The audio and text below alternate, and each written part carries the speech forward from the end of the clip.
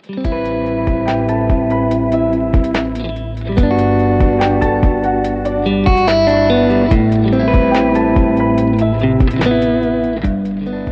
evening, everyone. Welcome to Tatami Room Season 2, Episode 9, Yakushima. This is the 27th episode of Tatami Room overall. This is your host, Martin. I hope you all are having a great day. Hope you all had a great weekend. This episode, I'm going to talk about a trip that I took to the island of Yakushima about 2 weekends ago. It's a World Heritage Site, and it's an island that's right next to mine being Tanegashima. The Stoic quote for today is, "Dogs and philosophers do the greatest good and get the fewest rewards." And this quote is by Diogenes. Thought it was kind of an interesting take, so funny little quote. Hope you think it's interesting as well. Recently, I wanted to kind of give y'all an update on what I've been up to. Golden Week happened. If you're not familiar with Golden Week is in Japan, essentially there's a string of, I would say, 3 or 4 national holidays, kind of right back to back, sort of.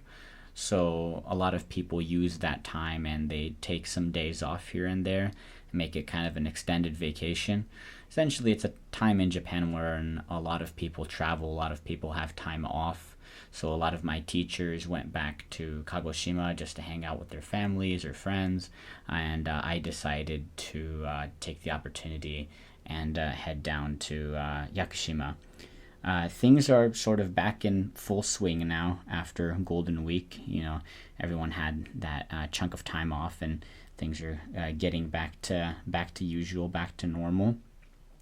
Also wanted to mention that last weekend, so just a couple days ago, I played in a soft volleyball tournament.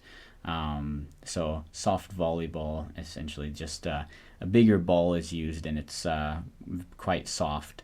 Basically, the tournament was for the elementary school teachers, and so we didn't do a full volleyball tournament because, you know, we're none of the elementary school teachers, I think, are on that on an S tier level, I should say. There's some teachers that can play really good volleyball, but just to kind of make it fair for everyone, to give everyone a chance, I think we did a soft volleyball tournament. I had a lot of fun. I actually ended up making it to the finals. Unfortunately, lost in the finals, but it was great. I actually played against the team that I usually practice volleyball with.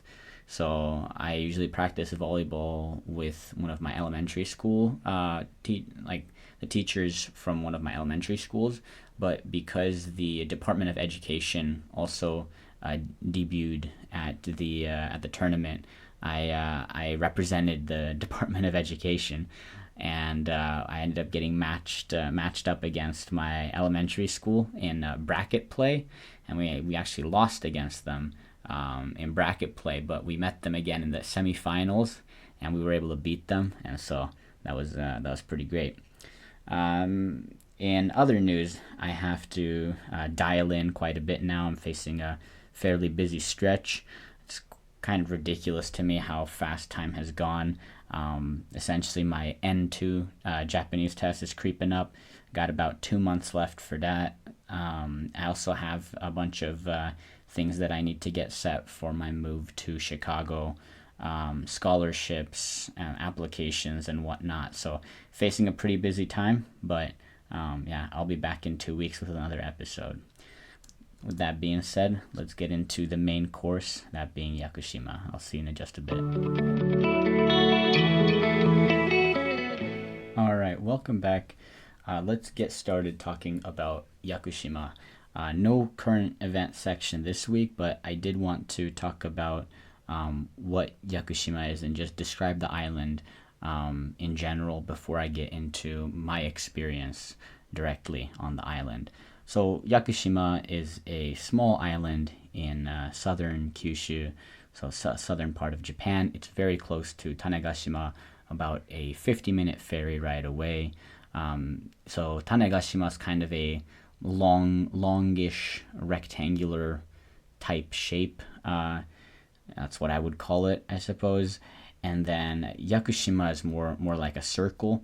Yakushima is actually bigger than Tanegashima, although Tanegashima is quite a bit longer. Yakushima has a 132 kilometer circumference.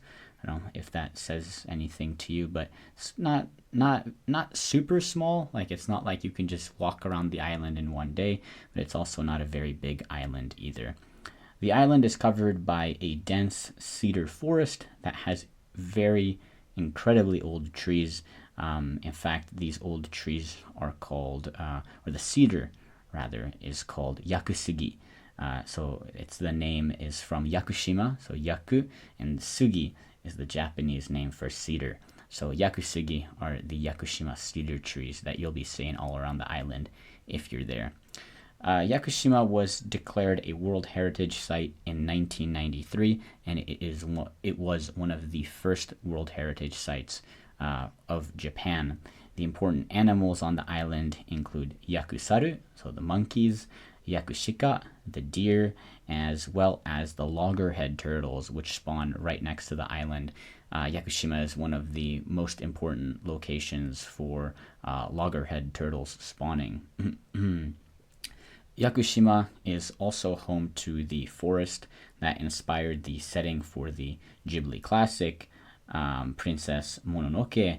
And another, I guess, final fun fact about Yakushima is it has some pretty high mountains on it. It's home to actually the tallest mountain in Kyushu. But because it's a small island with relatively tall mountains, and there's a lot of elevation change happening quite rapidly, there are a number of different ecosystems that are present. Ones that you can find at lower altitudes, ones that you can find at higher altitudes, and I'll be talking about that in just a second because I went hiking, and it's quite striking to see. Once you get up to a certain height in the mountains, the vegetation changes quite a bit. Now, moving on to my experience. So I stayed in Yakushima for 2 nights, 3 days. On the first day, I got to town around midday. I explored the tourist center, museum, and it's very interesting to note that Yakushima, it's a World Heritage Site, so you would expect it to be more, tourist oriented, but in their ferry, right next to the ferry terminal, right next to the port, there's like a tourist info center, a very well done museum and whatnot. And I caught myself there. It's a very, very well done museum, and I just contrasted that with Tanegashima, where it's definitely not as touristy. There is a museum, but it's quite far from the port, and it's not as advertised. So it was a different look there for sure. I ended up eating a very good lunch on the first day. I actually ate some of the deer meat that was on the island, and that was one of the things that I really wanted to eat, just because you don't really get to eat deer meat every day. It's actually really good, very tasty. I think out of the kind of exotic or kind of odd foods that I've had in Japan, probably up there with basashi. Basashi being the horse sashimi, or just the raw horse. I've also eaten torisashi, which is the raw chicken here. It's a local delicacy. That one I was not a fan of. But yeah, deer meat was great, and it wasn't raw, it was cooked, so that was also nice. Later in the afternoon, I went to a chopstick making workshop, which is really cool. You basically got to carve your own chopsticks from this 1,000-year-old piece of wood, and basically the way that they run this shop is if a tree falls down, it's too old and needs to be cut down, they let it dry for like 50 years until it's ready, and then they're able to use it to make a bunch of wooden products with it, like chopsticks, for example. and these trees are incredibly old. So some of the ones that they let me use were all over 1,000 years old. And you might think, well, how does the wood not go bad for over 1,000 years? And the secret of the yakusugi is that there's a lot of oil inside these trees, which kind of protects them and keeps them from rotting. And in fact, if I use my chopstick a bunch and it starts getting a little worn down, you can kind of rub the wood with a cloth or with a sponge to make that oil come out again, and it'll kind of restore that protective layer. Finally, to close out the first day, so walked around a botanical garden. It was really cool. Got to see some of the vegetation. Day two was kind of the big day. I went mountain climbing, and it wasn't just a usual little hike. It was almost I would say it's mountain climbing. There's various parts where there's kind of ropes attached, and you had to use the rope to kind of hike up. It was pretty steep. But yeah, I climbed Mount Miyano-Uradake, which has an elevation of 1,936 meters. It's the highest mountain on Yakushima, and it's also the highest mountain in Kyushu. So, to preface this a little bit, I used to go on hikes with my family when I was younger, but I haven't gone in a while, and I haven't really gone alone. So I was kind of pretty woefully unprepared, or just unprepared. And also, I didn't really have any hiking clothes. I didn't bring hiking clothes here to Japan.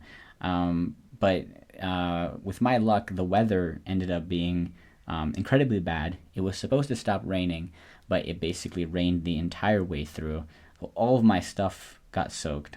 I got soaked. I spent a good chunk of time trying to dry my passport and other documents that I brought with me by error. So while I did end up getting soaked, and that was not fun, and it was quite cold, especially once I was at the very top, it was an excellent hike. It was challenging, but I really enjoyed that challenge. It took about 8 hours, I would say. Unfortunately, once you got to the top, there wasn't really much of a view because of all the rain and the fog that was up there. But just walking through this incredibly dense rainforest was really cool. And one thing that was really interesting is I was saying about the vegetation change is once you got up to a certain level, the environment changed from this packed cedar forest to this kind of tall grass and a bunch of massive boulders kind of strewn about, which I thought was super interesting. One other kind of fun fact to note is that this rainforest actually has a very similar classification to the rainforest in Washington State in the Olympic Peninsula. Both of them are temperate rainforests, which it was funny because my friend told me this later, but as I was walking through the forest, as I was on my hike, I kind of thought to myself, this kind of reminds me of a little bit of the Pacific Northwest, a little PNW vibe over here. Not as many Douglas firs, a lot of cedars, but it was a similar kind of thing that you would see maybe up in Washington State. And once you got up to the tall grass part, obviously that wasn't very much like Washington. That part can kind of be described like the Alps with all the tall grass and massive boulders strewn about. I think the island actually has a moniker, something like the Alps on water or something like that. Anyway, the Alps are involved just because it's a pretty tall area. Like I said, tallest region, tallest mountain in Kyushu. To close out the hike, I actually got pretty lucky and saw a monkey and a deer, which I would have been pretty scared if I saw a monkey just, neck deep in the woods, and because if there's one, the rest of them are not far away, and what if they try to harass me and whatnot? That would not have been fun. But luckily, this was when I was my friend picked me up and we were driving down the mountain, and I saw a monkey and I saw a deer. So I kind of got the the bucket list items checked off without any danger to myself. Want to give a quick shout out to my friend Andrew for letting me crash at his place and introducing me to his friends at the end of day 2, who treated me to a meal. Which again, that's something that's, I don't know. It says a lot about Japanese hospitality. I feel like is just, I don't know. These people invited Andrew for dinner, and he just said, "Oh, well, I have a guest. Is it cool if he comes?" And they're very cool with it. And I just kind of showed up, and then we talked, and that's it's very nice, great feel. On the third day, I didn't get up to much. I was kind of dead from the hike. It was a pretty strenuous hike, but I did get around to seeing Yakujinja, which was a shrine, and I got a charm or an omamori to replace the one that I lost. I noticed halfway up the mountain that I have these little omamori hanging off the side of my backpack, and I think one of them got caught in like a branch or something and got torn off. And I was kind of sad because it was one that I had gotten in Tokyo, I think, and it was Great Victory is the one that I lost. So I was like, oh man, that sucks. Overall rating for Yakushima, here's kind of my overall take, I should say, is the small town Kagoshima or southern Japan vibe was very similar to or familiar for me because I live on Tanegashima, and it's the same sort of buildings and settlements that I was used to seeing, but being in the forest was awesome.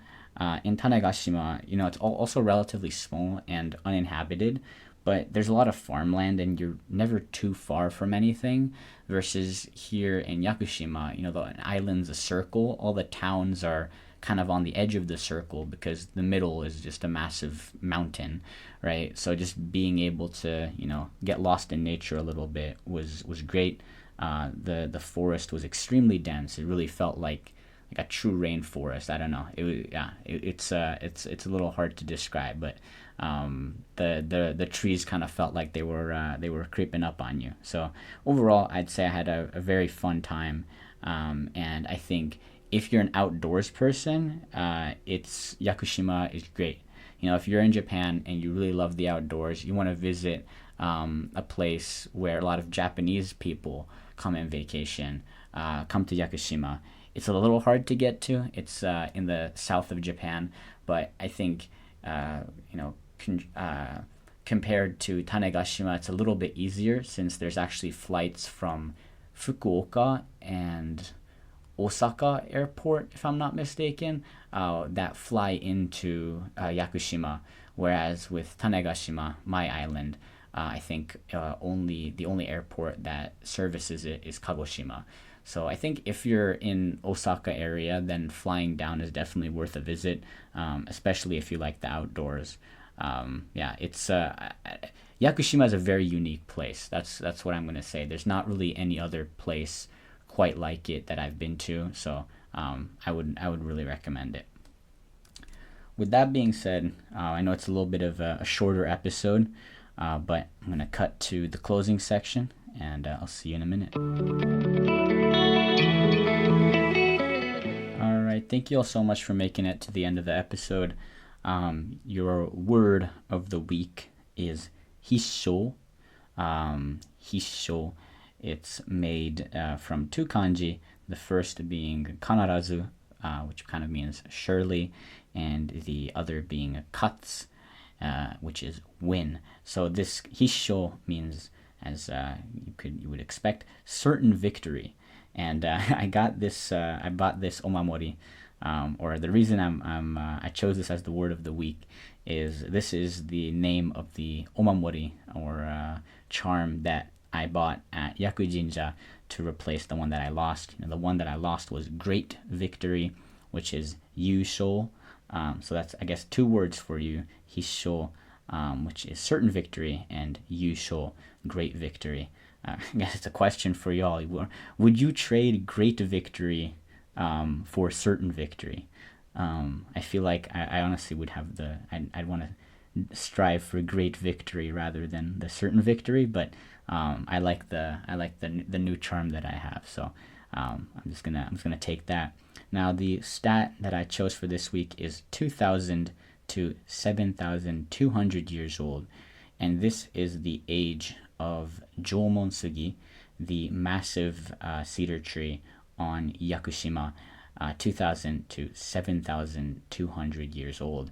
A lot of the trees on Yakushima are incredibly old, some of the oldest trees in Japan, just because it's an island and it was relatively undisturbed for a very long time. There was a little bit of logging on it in the Edo period, but obviously once they recognized um, recognize it as a World Heritage Site, and even before that, conservationists just kind of put their foot down and stopped all logging on the island. But yeah, anyway, the trees on Yakushima incredibly old, and most of them, or quite a large number of them, are over 1,000 years old.